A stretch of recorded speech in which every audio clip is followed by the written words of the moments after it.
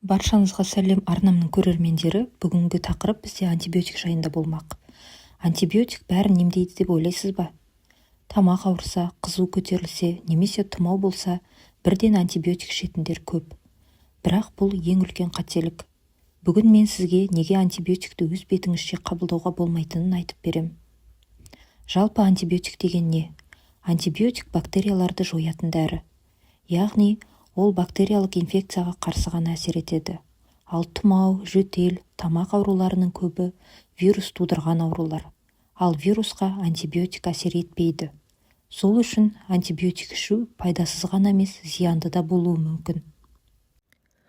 Антибиотикті өз бетіңізше қабылдаудың ағзаңызға зияны өте көп. Біріншіден, антибиотикті орынсыз қолдансаңыз, ағзаңыздағы пайдалы бактериялар өледі.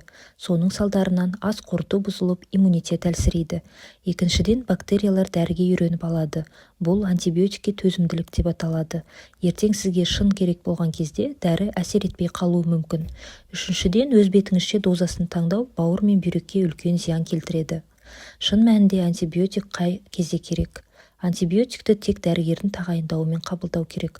Мысалы, ангина, яғни іріңді тонзиллит, пневмония, яғни өкпе қабынуы, цистит, пиелонефрит сияқты зәр жыныс жолы инфекциялары кезінде антибиотик тағайындалады. Тек осындай нақты бактериялық инфекция кезінде ғана антибиотик көмектеседі. Ал вирусқа қарсы демалу, сұйықтық ішу, қызуды түсіру, витаминдер жеткілікті. Егер өзіңізді ауыр сезінсеңіз, бірден антибиотикке жүгірмей, алдымен дәрігерге көрініңіз. Көп жағдайда иммунитетті қолдау, жылы сұйықтық ішу, тыныштық сақтау жеткілікті болады. Дәрігер анализ нәтижесіне қарап нақты шешім шығарады.